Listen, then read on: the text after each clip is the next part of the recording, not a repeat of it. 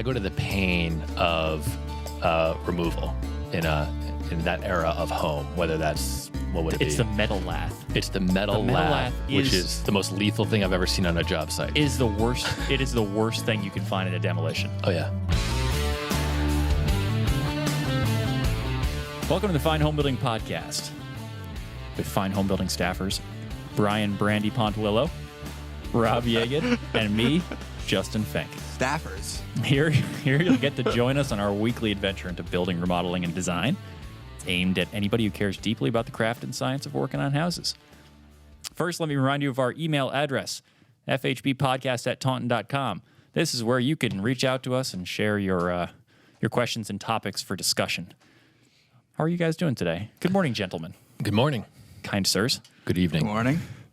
Brian's taking notes already. Yeah, I like to write some stuff down in case I want to. When evolution becomes revolution, brandy deeply. Wow. Explain yourself. What does brandy deeply mean? Well, that's what you called me, Brandy. What is it deeply? Cares deeply about home building. You're just doing that thing where you write down one word for every sentence to act like you're doing something. I read that the trick about how to look smart in meetings. That wasn't bad. Yeah. Yeah, we got some feedback on YouTube, right? Your buddy, you were just talking about your buddy, how we tend to look busy on the show. Oh, yeah. I'm usually on my computer. Looking something up. Looking something up. You're jotting down scribbling. notes. Got to jot down notes. Well, I did make note of that line from our sponsor, when evolution becomes revolution. It was quite catchy. Yeah. Yeah. Yeah, that was some good writing. It wasn't bad. Congrats, Zip System. Yeah, congrats. Good job. We got to get microphones that have the arms. I want to do that thing where I can lean back and take the microphone with me, and these stands, I don't know. Why don't you just hold the mic? I should just hold it. Like you're in concert here. I should. Why don't we just have one, and when Justin holds it, and when we need to talk, he holds it for us. Yeah. Old school, like an old school news interview. Okay. It's probably good. Maybe we should get right up on top of these things, so. Maybe we should start talking about some building topics. All right. We got a couple of stories here. We got questions, and we got some feedback. But first, we wanted to talk a little bit about breaking news, Rob's ridge vent fiasco. Breaking news. I'm sure you heard about it. It's all over the internet. I actually haven't heard about it. Because you're not on the internet. Right. I was in the lunchroom. Okay. I overheard a little bit of it there, but... All right. So I'll give you the rundown. As discussed many times before, of the second floor remodel that's going on over at the Yeagan residence for the past year and a half. As I discussed, I put 3 dormers across the front of my house, ripped the roof. I did all the roof prep. That was my plan. Well, it wasn't my plan, but to prep the roof and then have roofers come in and shingle.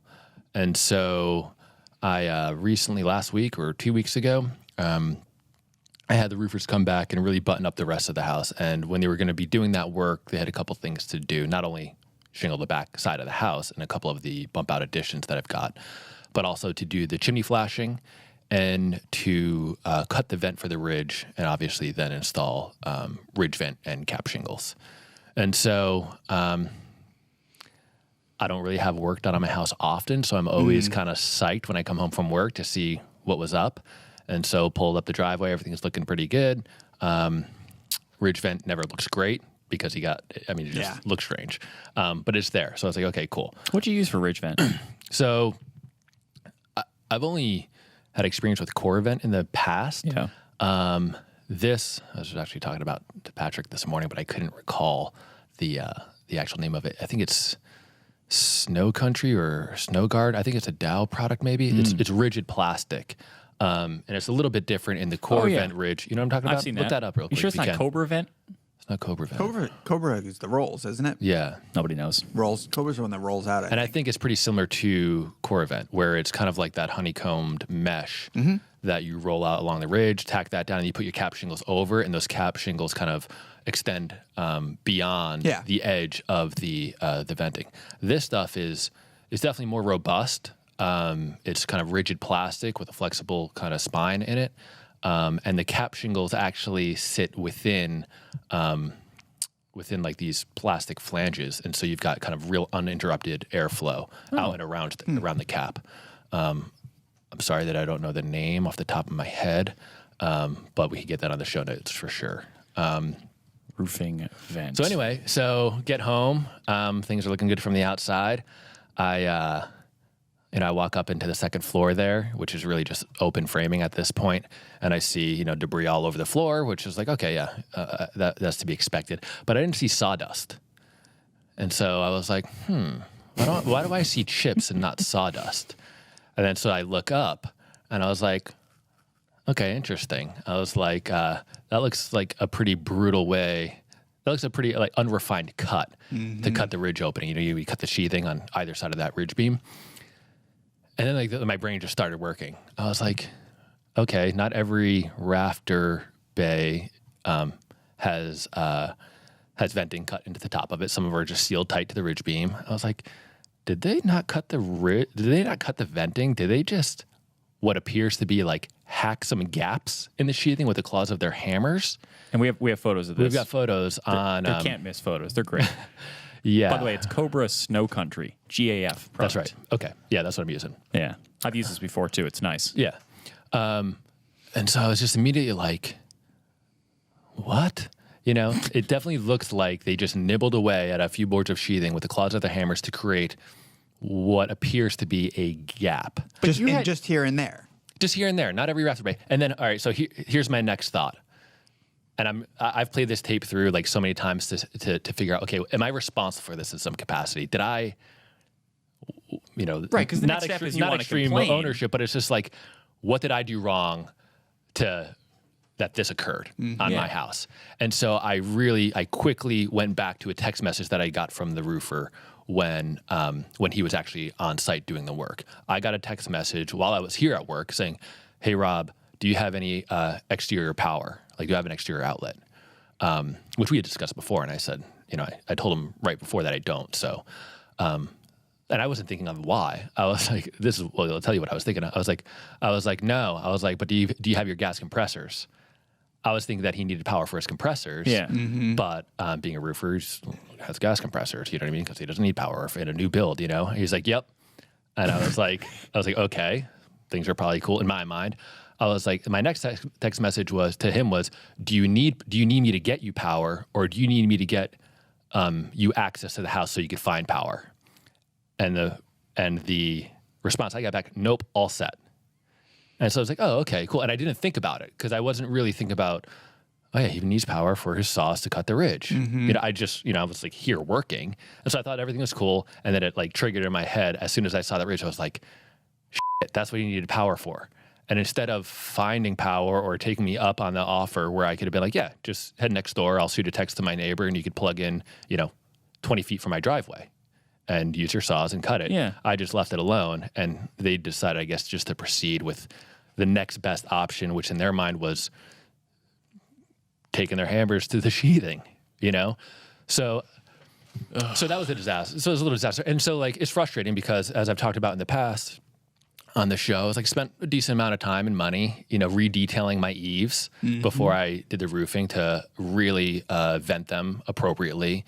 Spent a bunch of time installing vent baffles and stuff beneath the roof sheathing and detailing the eave side on the inside and air sealing them. And I did put screening up on the back to prevent bugs. So I did a lot of work and labor, and I was like, cool. So these vents are not going to go anywhere.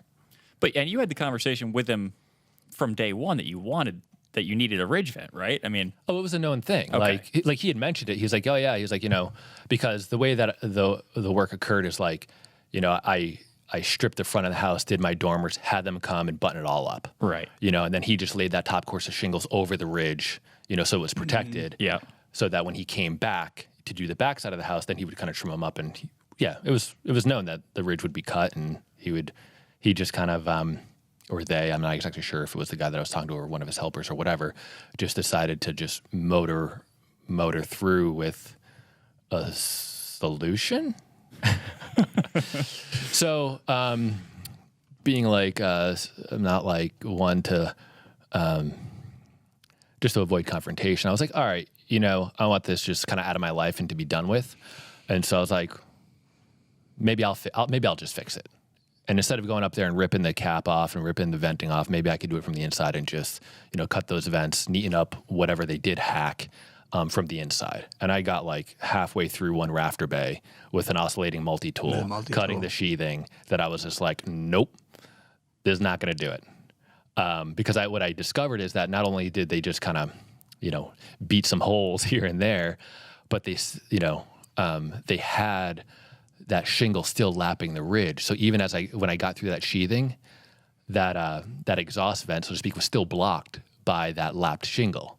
And so I was like, okay, so like I just got they left that shingle up. I mean, because they just beat it, so they probably tried to cut where they could beat holes.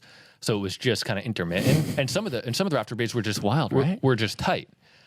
And so I immediately got like to the phone. I was like, yeah, I'm just gonna have to, I know that he was gonna come back anyway to do the counter flashing on the chimney because he was gonna bend up some pieces in his shop. Yeah. And so I was just like, you're just gonna, you're really gonna have to cut this ridge. I was like, I spent a lot of time, and money, making this right. I was like, I need to really cut that ridge on both sides of the ridge beam.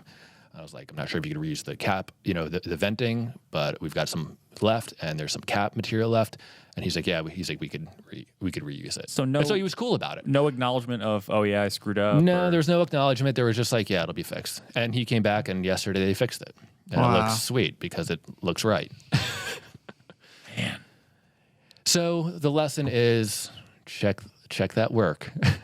Check the subs work. Mm-hmm. Well, not only that, but hold them to it, Yeah, I mean, and I'm not, there was, I posted some of these photos on my Instagram page, and people were like calling for blood. They were like, name this guy so he never works again. And I'm just like, well, I want him to come back and that's not fix. It's not that, and it's not, and I don't see it as like, I know, I understand, I have the same tendencies of not wanting to, quote unquote complain, but that's not complaining. Complaining is when there's some little thing that's insignificant off, and you call someone and give them a hard time about it. This is not little or insignificant. This is a job that wasn't done well, or just right, or it wasn't done right. It wasn't really done at all. And it wasn't done as discussed and as contracted. So it needs to be fixed. That's all. It's it's a little bit sensitive because this is a sub that my father has used in the past. Oh yeah. And so I've quickly learned and discussed with my wife that, maybe that's not the best route to go. Because I'm in the client position. I don't have a network of subs in my town. Mm-hmm. I know some builders and stuff like that. But so I tap into the networks that I know of, and it creates some odd circumstance where I just have to be delicate into the way that I handle them. And your son's a real pain in the ass. Yeah, and the reality is it was actually really surprising.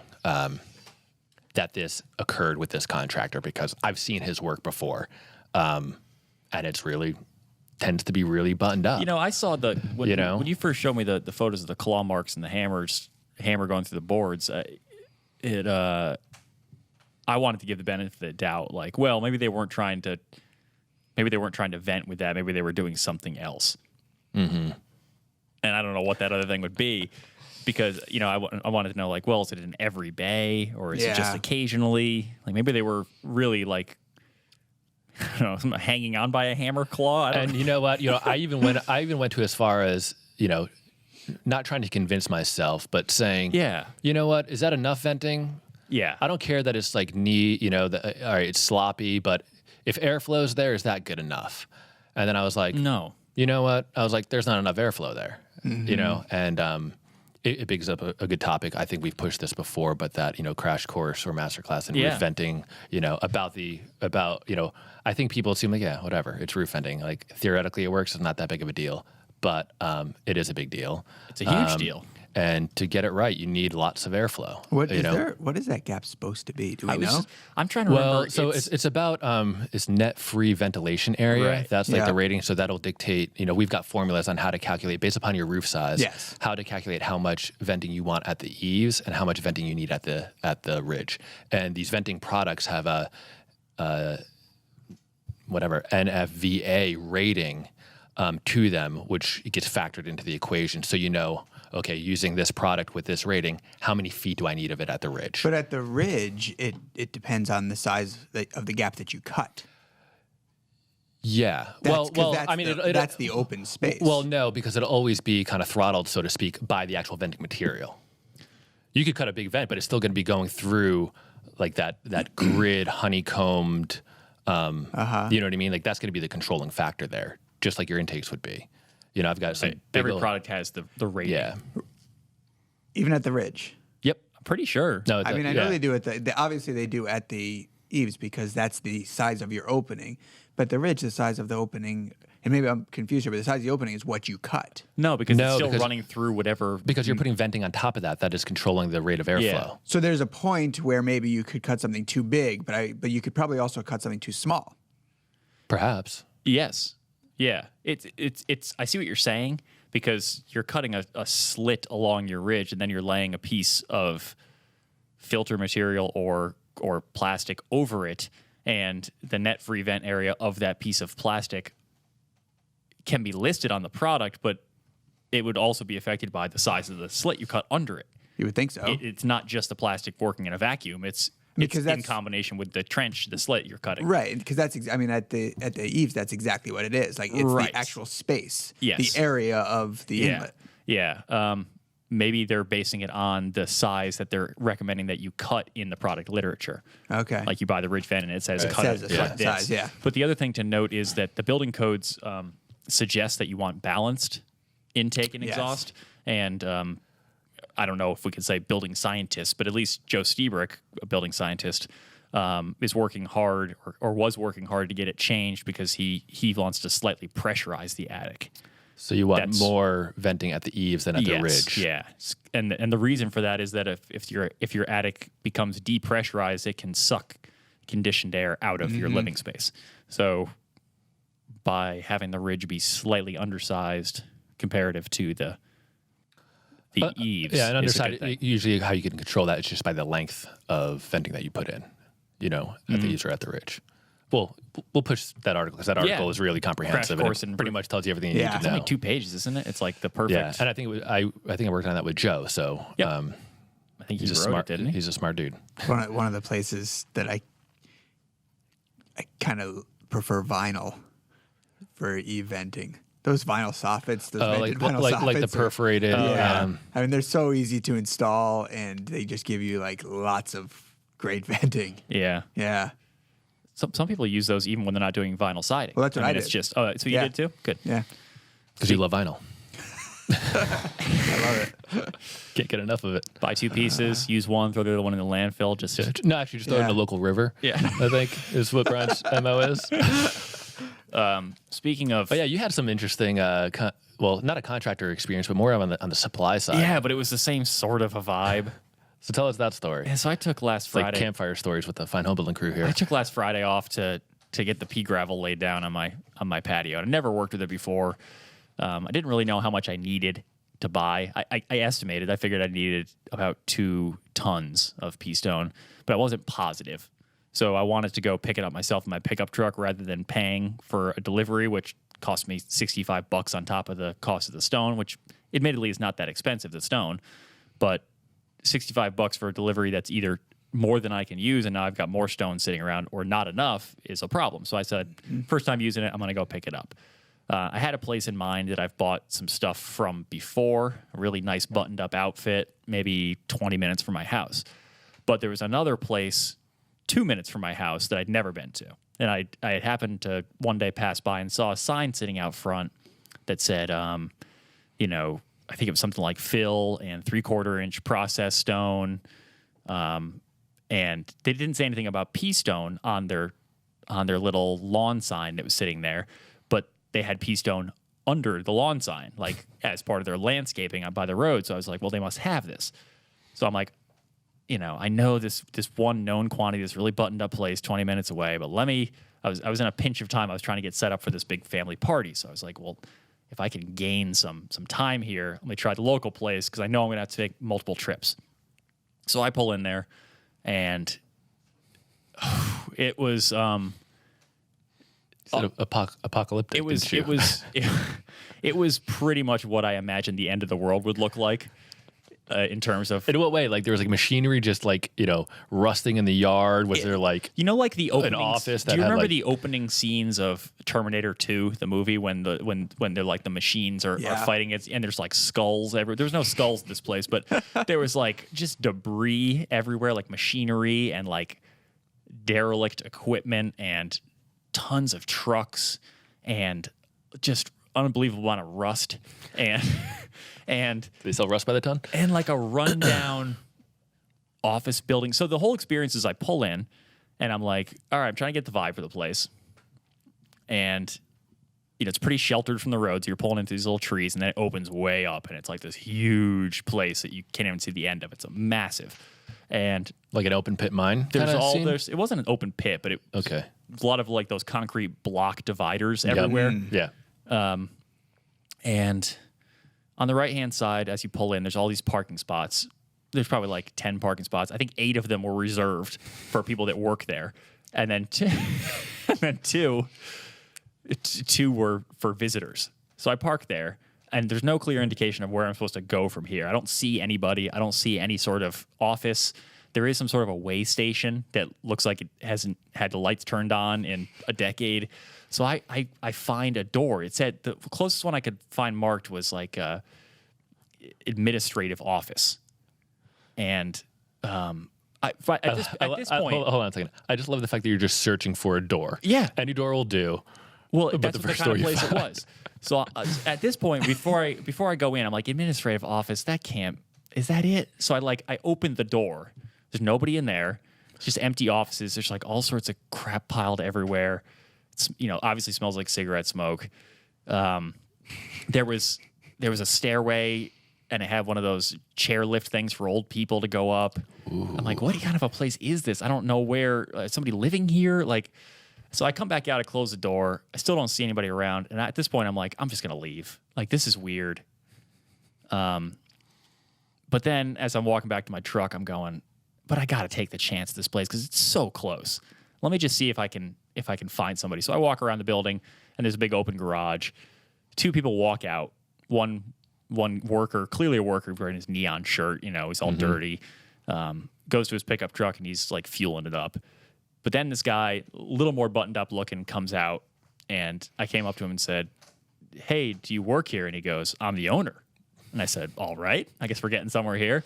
And I said, "I'm looking to get some pea stone. Do you guys have that?" And he goes, "Yeah, I think we have some pea stone." He goes, "Just give me a minute. Let me get the guys going here, and then I'll go take a look."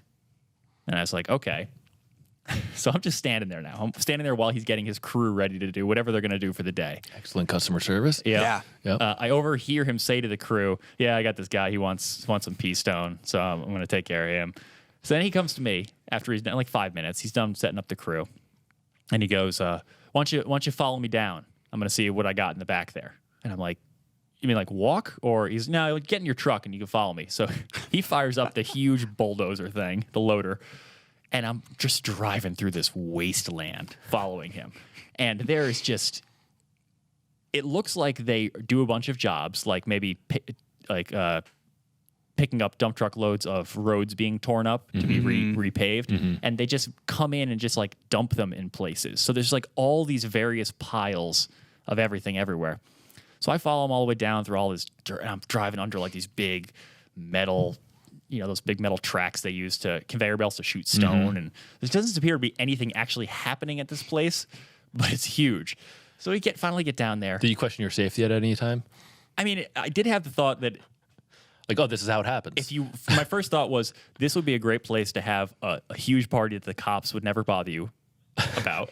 And the second thought was right back to your high school days, Justin. Nice. And this would be the spot where you would disappear a body if you wanted to. All right. Okay, I got the picture. So then we're following down, and he stops finally, and he gets off, and I'm looking around like, what are we looking at here? I see this little pile of pea stone, and I was like, "Oh, is that the stuff over there?" He's like, "Yeah." He's like, "But you can see here that somebody dumped some fill in front of it," and he's like, "I don't know what it's from or why they put it here," and he's like, "So I mean," and I said, "So is that all you got? And he's like, yeah, that's all I got. I'm like, well, that's definitely not going to be. It wasn't even like a ton.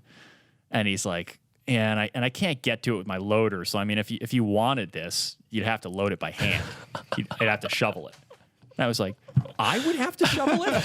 Shovel a ton of gravel into the back of your truck. What am I paying for here?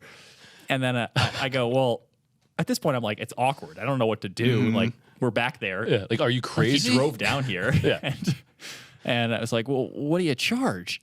And I think it was like, 25 a ton or something. This is the best part. And I go, 25 a ton. He goes, yeah, they'll get you for a lot more than that up there at Dunning, which is the other place in town that I was going to go to. I was like, I wanted to be like, yeah, but they'll put it in my truck for me. They won't hand me a shovel and say, help yourself. He didn't even have a shovel. So I said, I think I'm going to, first of all, why couldn't we use the loader to move the pile of dirt? You have this huge loader so we can get to the pea stone. But anyway, in any case, I did not end up going to that. So I drove to Dunning. Beautiful experience. Go in there. First thing, walking into the door to the office, I have Benson, the dog. Lady gives dog a dog bone. I'm like, all right, game over. We're good to go here. Customer for life. Yeah. I go, looking to get pea stone. She said, nice old lady. She goes, here's what you want to do. Drive around here. It's the only pile of stone you're going to see back in this area. That's the one you want to go. I'll get on the radio and I'll let the guy know to meet you back there. First, pull around onto the scale so we can weigh your truck. So I pull around, give me the high sign, drive back there. Guy in the loader comes out. I said, how much do you think I can carry? He goes, I'll give you a little less than a ton to see how your truck does. Loads it up, gives me the high sign, drive back, get on the scale, pay with a credit card without getting out of the truck, drive off. Done in like 5 minutes. Beautiful stone. Came out great. Yeah, the way it should be. Yeah. It was just... Sometimes it makes you scratch your head. Like in my instance, my story with my contractor, yours with the supplier is like, why is it so hard to just do it right? And well, like, I get if you're a company that's not geared towards serving the public. Like if you make 90% of your money, being contracted out for jobs, then why have a sign out on the road that advertises you as a place to come get stuff? Yeah, just don't make it part of your business. Then. Yeah. If you're not going to actually support it, then just don't do it. Right. I mean, I would get the cold shoulder. I would understand the cold shoulder if I went up and knocked on the door and said, hey, I noticed you got stone. Can I buy some from you? But if you're advertising it, and they look at you like, why are you here? You want to buy stone? That's the whole vibe. It's like you're really, saw your sign. Like you're bothering me to come and try and buy this from me. Yeah. So, Brian, what do you got? Anything, Brandy? No, I had nothing today. But your story made me go right back to Rob's story in the way that you had that was an interesting experience, and the kind of thing that maybe can give a bad name to certain people in the construction business, but it made me think right back to Rob's story, like about how someone could have really gotten screwed, who didn't know to look up there, or if there was a GC, and if the GC either let it go, or if maybe the GC was ready to go, ready to install the vent baffles up there and put insulation, and then they were screwed for time, a half a day or whatever it was. Like that really, there could have that situation that you had really could have caused problems. Yeah, for sure. It actually could have caused problems. Yeah, something that small. Yeah. That's the thing is, so, but...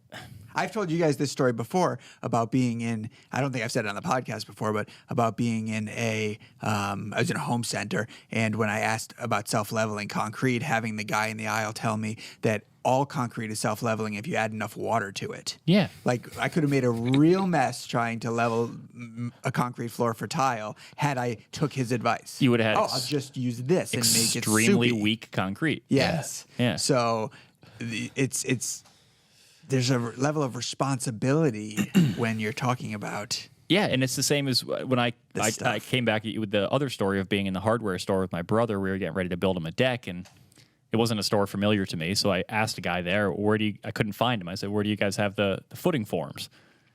And he's like, what are you doing? I said, pouring deck footings. Always. It's the worst. I always want to know what you you're just doing. want to walk right out of the store and say, what are you doing? I'm not here for you to tell me what I should be doing. Yeah, and give me what I want. I told him what I'm doing, and he goes, you don't need form footings for that. Just dig a hole and pour the concrete right in the ground. And I was just like, yeah.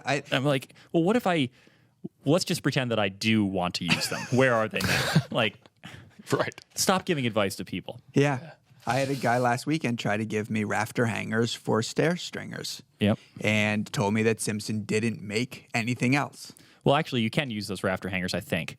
But the fact that they don't make anything else is obviously wrong. Yeah. Where's that scene from? I think it was from that Parks and Recreation show where Ron Swanson walks into Home Depot and they try to help him and he says, "Leave me alone, I know more than you." Or something like that. That's how I feel when I walk in there. Every time my sister-in-law goes to pick something up, like when I'm working on her house, I'm always like, "We need one more thing. Can you just go and get like this bag? It'll say exactly this." And then she'll go down the tile aisle and get like, try to look for that grout. And then inevitably I get the phone call. But it's always her with a guy at the store. Yeah. Can I just put the guy on the phone? And I'm like, oh. That happened to me at my local lumber yard, where I cut the tag off the box of nails that said exactly what those nails were, and took a picture of some tape that I needed, and said, I sent my wife on a run just to grab these. Came back with both the wrong things. Yep.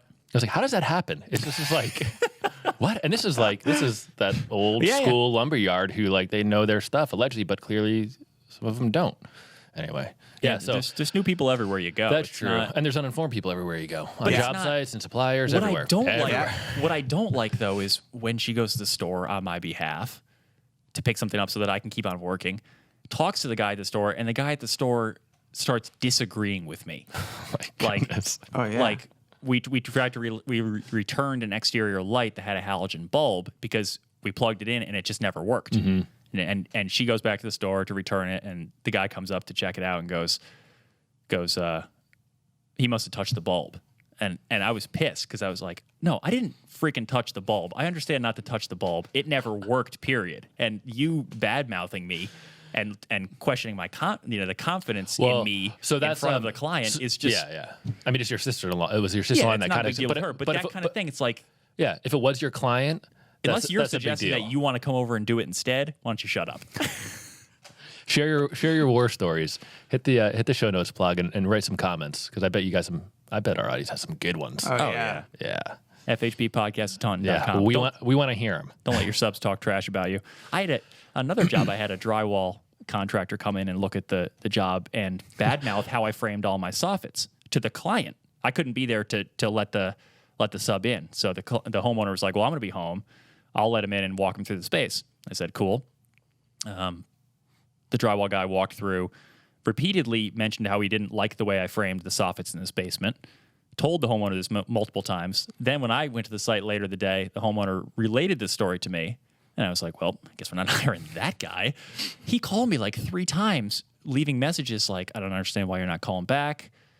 I really want to get this job. Can you let me?" I wanted to be like, are you kidding me? Like, how do you badmouth the person trying to hire you and then expect that I'm going to hire you? You just made me look terrible in front of the client. And it takes me a half hour to convince them, this guy who's already a nervous guy, that no, this is fine. It's just not the way this guy wants it. It drives me crazy. Just shut your mouths. We got Justin fired up. Sorry. We got a little bit of feedback. Gabe writes, after hearing the latest take on insulating the rim joists and potential fire concerns with unfaced XPS foam, why not use Roxol Comfort Board and 3M Fireblock foam? Mineral wool board seems like a great product for this application, but maybe I'm wrong. Thanks for doing the show, guys. What do we think about this? You guys were talking about insulating the rim joists in a basement. Yeah, as long as the air seal first. Yeah. That's a good product. Yeah, it's excellent. So in that case, rather than using the rigid foam as insulation and air sealing in one go, you would have to air seal the rim joist and then put this Roxol inboard of it and have that add just the cavity insulation, because you wouldn't want to try to rely on Roxol Comfort Board as air sealing. So you just sort of go around the perimeter Yep. You of picture that frame the joist bay cavity. with some, and then you can just really fit that in there nicely, and you're good. Yeah, especially for people who don't want to use foam, which is a lot of people. Yeah, that's great.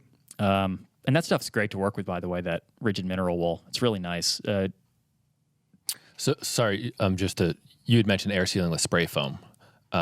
Would you use spray foam, or would you try to use You could use more of caulk. a Acoustical sealant. Have you ever air sealed with acoustical sealant? Which I know that a lot of people do. You'd mentioned Yes. it might be a little bit sloppy or It's messy. really Is messy. it? But I've in never- this case, I've you're never going to done want to it. get that. You're going to want to get that mineral pushed up against the rim, and you're not going to be able to do that if you have foam that expands out. Right. So It's caulk gonna might be a stop better you, so option. Caulk might be a better option. People tend to avoid using caulk, I think, but it's a perfectly acceptable Yeah. choice. It's I wouldn't use tape or anything like that. I think it would be too. Yeah. You're gonna have to clean those things out so Yeah, so that the tape sticks. It'd be a and- pain. yeah, don't. do Yeah, that. you don't have to caulk neatly. You just got to get a bunch yeah. of goop in there. Yeah, you want to put on a lot and then kind Yeah. of smear it flat. Yeah. Yeah. Cool. Thanks, Gabe, for the note. Aaron writes, "Hey guys, I felt the need to share with you about a local renovation happening near me in Staten Island, New York. The house was vacant for a couple of years. It appears to have been recently bought, and the new owner is, quote, renovating. As you can see in the photo, which we'll put up on the show notes page, findhomebuilding.com/podcast, the building is in complete disrepair, and the renovation started with the roof of the house. The existing roof was so old and the shingles so rotten away from acidic bird poop that when driving by, you could see right through to the roof joists in some areas. I drove by the job site every day and watched them work on the roof. I realized that these guys had no clue what they were doing. No safety gear or harnesses as they stripped the old deck and laid the new one. They left the house untarped with half of its roof removed overnight and through the following rainy day. No repair to the visibly rotten and warped roof joists, and the new plywood deck they laid was a horrible wavy patchwork. Nonetheless, I figured it was a good that at least there was a new homeowner who was fixing up this house rather than letting it rot away. However, the final straw for me, which I needed to photograph and send in for the Schmuck of the Week award, came when they installed the roof vents this week. In the attached photo, you'll see two vents coming through the roof. The lower one seems normal. However, the one on the right is just comical. It's coming out perpendicular to the slope of the roof pitch. I don't even understand how or why you would do that. Am I wrong to be confused? I look forward to watching the rest of the renovation. This guy is definitely not keeping craft alive. So no, he's not confused. I It's got- very strange. So it's You've got the answer? I got it. He didn't Why are there want- three of them? Well, it's a hip roof, and and the roof vent is coming out perpendicular to the roof deck. And so, Oh, yeah. so it's on a slope. it's beautiful. The duct for whatever that is venting must be coming across. It's becoming horizontally across Through that attic space? through that attic space, and they didn't want to have too sharp of Oh, yeah. an elbow because that would mean- impinge airflow. So they went with a They wanted to save money on they that went with like elbow, a- yeah, on they that went with like 90. The thing went is, with like a 45. Oh, yeah, more like a 45. I like the fact that they turned the boot, the flashing boot, The ro- the wrong way to make it work. I mean, that's a chimney vent, right? well, there's like Yeah, I think there's so. three like That's a big combustion vents happening here, Definitely right? for a combustion appliance. Yeah. Three of them. Well, You know. three different Because combustion they appliances. didn't insulate, so they just got a boatload of mechanicals in there. So I emailed back, I sent a note to Aaron to see, because he sent us this note a couple weeks ago, and I said, hey, just getting ready to talk about this on the show. I wanted to know if you've driven by and saw any more updates before we share this lovely photo. And he said, not much else has happened with the house. It appears to be shut down by the city. The work has been halted. Man. Poor I wouldn't want homeowners. to be on that roof without some safety gear, some fall protection. Because That's the- a steep pitch. And that because the house And a below it tall looks totally house. rotten. Yeah. Yeah. It's not going to. Maybe shore up the house before you do the roof. Yeah. All right, we got some questions. Neil writes, I'm curious about your thoughts on the ideal work truck setup. Cargo van, box truck, pickup truck, station wagon, SUV, cargo trailer, contractor cap, regular cap, tonneau. First of all, a lot of options here. Toolbox, side toolboxes, job site boxes, racks, bed slides, compact, midsize, full size, delivered material versus pickup material, etc. Wow. I think you covered all of them. Lots of options out there. We can see that, Neil. And I'm curious to know what you found works best or what you'd buy if you had the chance. We're a bunch of weekend warriors at this point. We are. Yeah. But I can only two things that I can say about this topic are the one, unless that I'm not a fan of pickup trucks. They're the only thing I've had. bold move. They're Bold They're the move. only thing I've had. There goes those sponsors. But Yeah. they're simply not convenient for loading the kinds of things that builders load What? a lot. Like what? What are you talking about? Miter saw? Oh, I want to pick this up and lift it over the side of the bed, or put it in the back and try to slide it in. What is more efficient than that? Something a van that you could step into. A van? What about for those of us who are a little taller than Brandy Pontalillo? There are full height vans. Now, so what Like I a was Sprinter? what I was going to go to next Yeah, like a Sprinter. is that I feel like these new vehicles, this new class of vehicles, like the Sprinters, everyone's got one. I saw Dodge has one, Nissan has one, Yeah. Ford has one. Everyone's got one, and they're full height. You can stand in them. And they've they got seem low, like a no-brainer. like low step-in heights too. Yeah, So that's They don't. what. They don't have quite as much room. Well, they have as much room as a pickup truck, but not as much room as like a box truck or like a small, like a bakery size Yeah, truck. I mean, of course, it depends on what you're going to be doing. yeah, if you're really mobile, I think that's a consideration. If you're like a framer, Yeah. if you're going to be on site for a while, a trailer is pretty sweet. Yeah, I worked out of a trailer for a little while, which it was always on site. So whoever got to the site first that morning would unlock that bad boy, get the generator out, get things started, and it was just really convenient to kind of just pack that thing up because you could walk right into it. It could be really customized and organized. So you have your bins, and you have all your slots for your tools. It could be locked up. Could also be stolen. Yeah, the entire downside to trailer. it is no matter what you have in a trailer, if you have a trailer, it seems to be worth stealing. I mean, nobody has a trailer with nothing good in it. Right. Yeah. So there's a little security factor. And it's got wheels. So Working you know, in and out of it is pretty sweet. Yeah. You have talked driving about with it is not super sweet. That's true. So that's what I mean. If you're going to be like, if your jobs tend to be long, so Right. that thing's going to be on site for 2 months, Yeah. a month. But if you're just going to knock out a quick bathroom model like in a week, then yeah, it might be a little excessive. Yeah. You've worked with a pickup truck with a cap on it. Yeah. Talk about that. It's the same deal. I mean, that would work great if you had a sliding bed that you could, and maybe that would solve Brian's concern with the pickup truck too, is when the bed slides out, you can load it and then slide it back in like a giant drawer. And they have really nice ball bearing ones that are pretty weightless. Yeah. You know, Yeah. they're excellent. They're expensive, but I guess the question is, what benefit is there to a pickup truck? well, one thing that you're not factoring into something like a Sprinter is what if I have something that I fabricated offsite that I needed to transport there? Or what if I even have a sheet of plywood that I wanted to pick up? A Sprinter with a rack on the outside, maybe for like throwing a sheet of plywood or a sheet of drywall would be helpful. if you but get the extended version, you could throw that thing up on edge and just stack them. I think what you do with the Sprinters is you put your storage along the sides, and then you can slide things into the center. yeah, you could definitely do that. But what I mean, Because that's where you're going to stand anyway. So you want to keep it clear. Do you remember? Have you ever seen? Yeah, Emmanuel Silva, who's contributed articles to the magazine before. He had a more of a box truck, kind of cab over box truck, and it was sweet because the downfall was it was a kind of a high step up, but he was able to have kind of these built-in cabinetry on either side of the cab, and he was able to put 4x8 sheets of plywood or sheet goods on the flat right between that cabinetry and just stack them for as high as he wants. and that one's nice. You don't have a trailer. You take the whole rig home with you every day at the end of the day.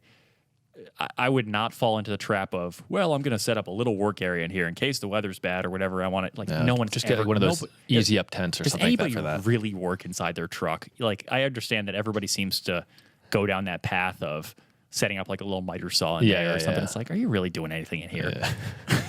There's nowhere to even move.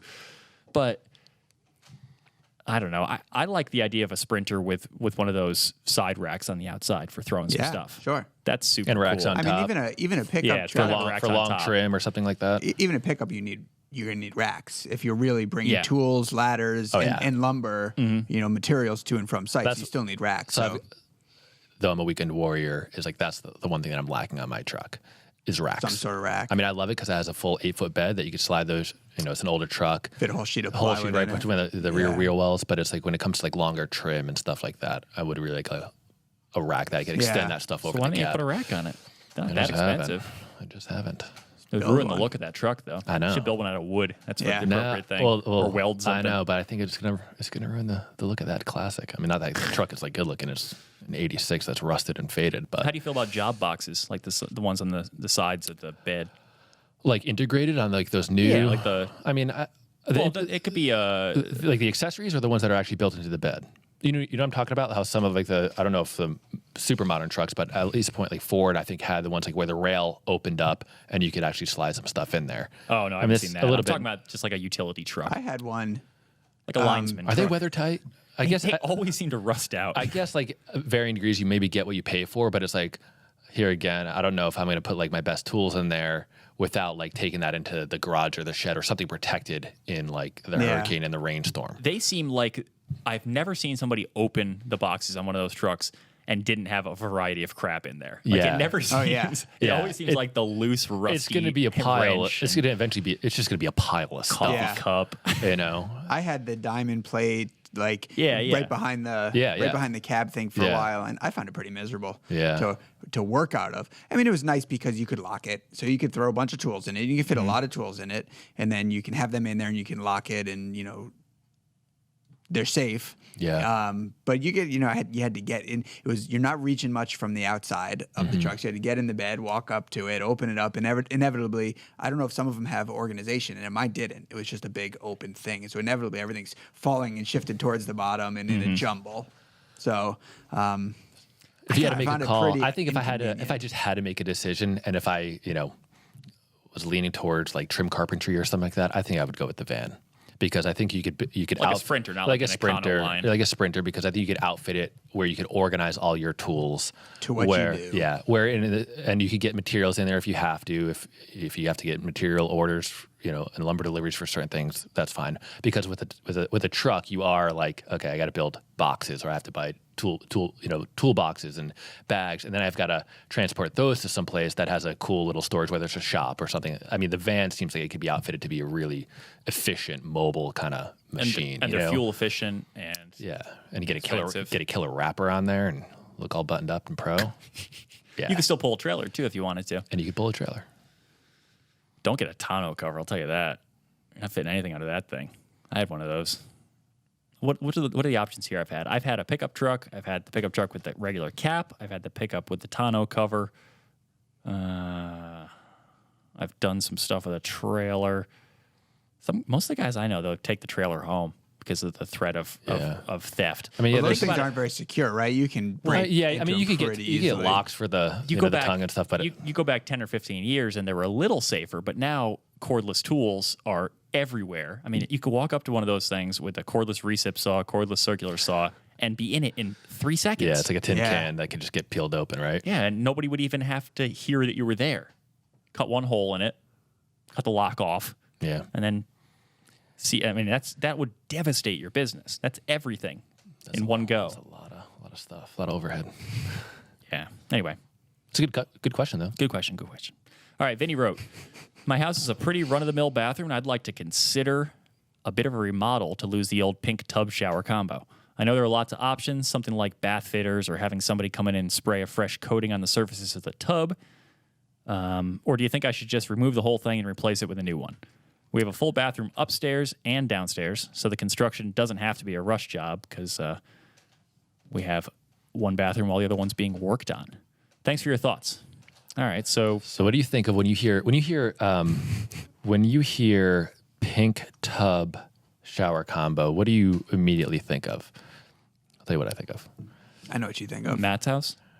No. Great moments in building history? No. I think of an older style home that may have lath and plaster behind that tile. So you go to the pane. I go to the pane of removal in that era of home, whether that's, what would it be? It's the metal lath. It's the metal lath, which is the most lethal thing I've ever seen on a job site. It is the worst thing you can find in a demolition. Oh, yeah. By far. Yeah. I once went through a house where my brother was working on a renovation. He was project managing it. The whole house was plastered with just expanded metal lath. Scrape it right off the foundation, start over. Yeah, I was like, you couldn't pay me enough to have to. The cuts you get from that stuff. It's so heavy. It's so hard to just break free. You can't get started. And it's like the sharp. It's like the sharpest stuff. It's like razor blades. You have to work in like inches at a time. Yeah. It's like pulling off wallpaper, but it's heavy and sharp. Yeah, that's what it feels like. And you will be bleeding by the first hour of work. Yeah, so that's gonna suck. Okay. So because also if the tub is cast iron, that's gonna suck as well. Yeah, because pretty much the way to get that out of there is to smash it, break it into small pieces, and that's when you learn that even a very small piece of cast iron is very heavy. Yes. And then you're like, well, do I put it in a garbage bag? Do I carry the pieces out by hand? Do I put them in a garbage bin? It's no fun. garbage bin is the way to go, by the way. But that garbage bin should be very small, so that you're not tempted to fill it up too high. Okay, so with that said, Well, he doesn't necessarily have to do that. at the same that's what I'm time- saying. He doesn't have to. I mean, avoid the pain. I would. Well, yeah, I guess it depends. I mean, if it has to be done, it has to be done. That's true. But I did. Well, I worked on a bath project. It doesn't have to be done, though. I mean, he's looking to update. It's not like it Well- doesn't. He didn't say it doesn't work or it's leaking. Yeah, Right. Because oftentimes, I mean, well, in many instances, that stuff, it's the color, Yeah. but it's in all great shape. Right. You know what I mean? And I did some cabinets for a bath remodel, and the people decided to keep cast iron tub and tiled surround, and they had a company come in that refinishes it. Mm-hmm. I don't think they necessarily refinish it. I think they spray something Yeah, over that's what the he had entire mentioned, surface. I think, too, yeah. And when they told me they were going to do that, I had an idea that I wasn't going. That they're spending all this money on the rest of the bath, and that it just seemed like, oh, geez, what's this going to look like? I was surprised. It actually looked kind of nice. It was, they spray it over the tile and the grout, so it takes away some of that definition and whatnot. But it looked really clean. It looks sort of like it's dipped in plastic a little It bit. looks right? a little like it's dipped in So plastic. it looks like one of those faux surrounds that is supposed to have the the impression of tile. It maybe. definitely does not look any worse than sort of a fiberglass or acrylic. It still looks. Tub shower It unit. looks still like real tile, though. Yeah. I had almost the exact same experience. It was part of another bath remodel, and I wasn't part of the tub situation. The homeowners were acting as GC, so they were hiring out different people. I was just doing the vanity and some trim work and the doors, but they had somebody come in and spray the tub and the tile surround, and it looked pretty good. Yeah. It wasn't bad. Another option you can consider here is I would avoid the bath fitter thing. I've never been in a bathroom that had one of those. I don't know what you'd call the category. I mean, bath fitter's a company, right? I think it's a company, right? I think it's, so. It's the dropping a new tub shell over the old one. You see them in hotels a lot and motels because it's an easy way to remodel. They always feel weirdly proportioned to get around the old tub, and they feel kind of hollow and chintzy, and so I would steer clear of that personally. Do you have any insights into how that stuff kind of looks over time? I don't. either. I saw it new. Okay. I think it's probably all in the prep too. And it's not something I'm sure you can buy kits, do it yourself. I don't think you probably should. I believe, and I don't know if we talked about that here or if it was in a conversation with Matt separately. I believe that's one of the things that you pretty much can't protect yourself against with a respirator unless it's a supplied air respirator that's piped to the outside.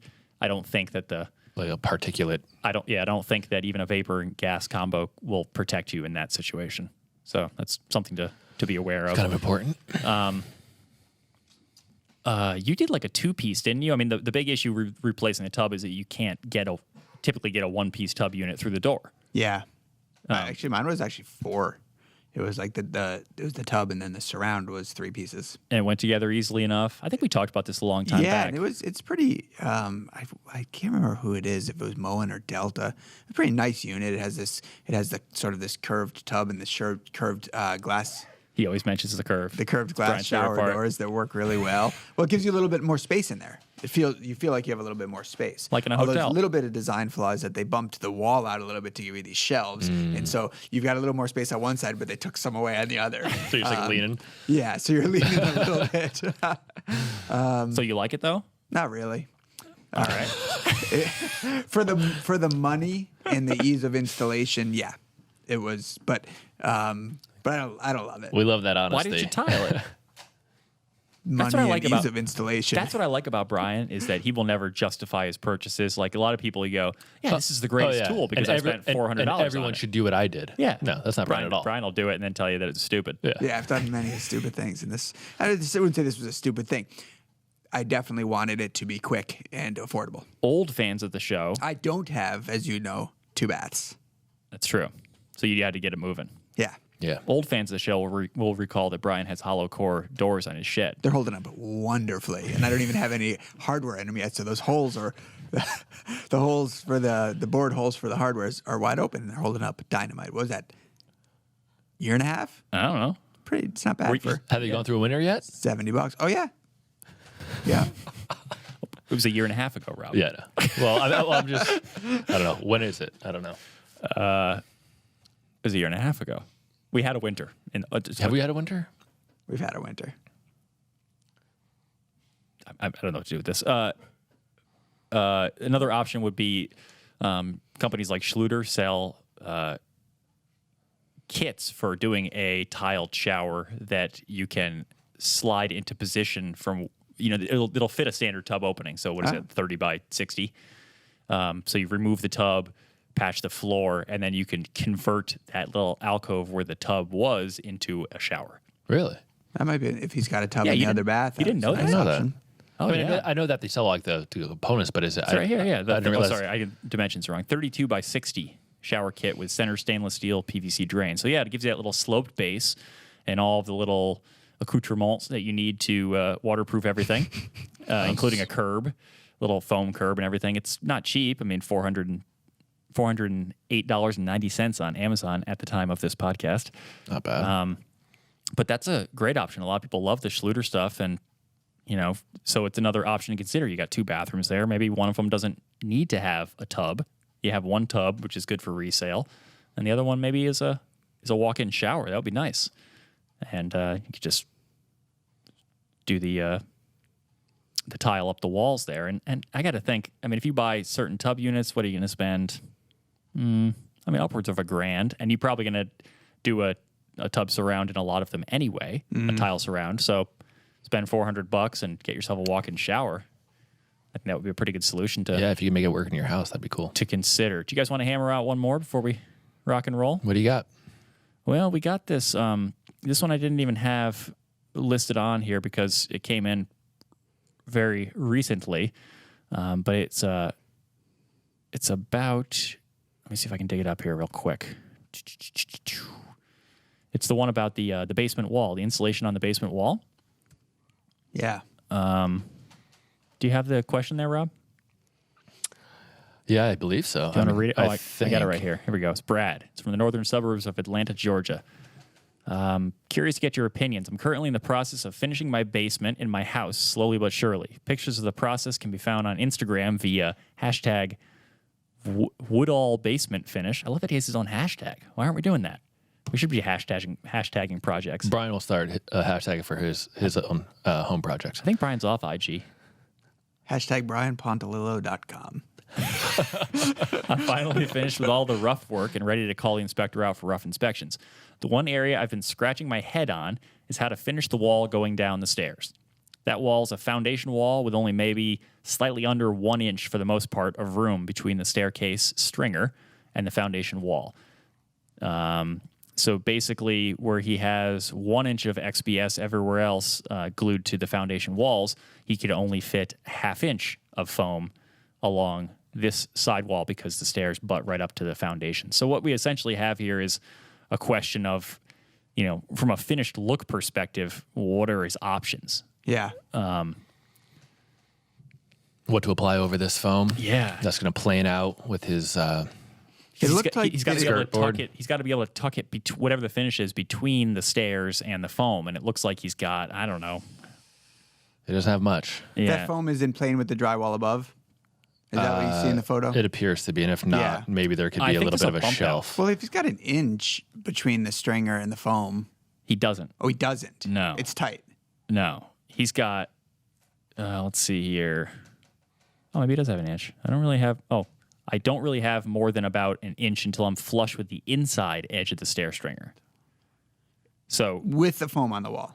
Yeah. So he's got an inch gap. He's got an inch if he wants his finish to land on the stringer and be flush. Oh, and be. So he doesn't have much of a gap. What does he got for a stringer? It's like a pre-built stringer. It's probably 5/4 or even less. Probably 1 by or 5/4 or 1 by. Could be 5/4.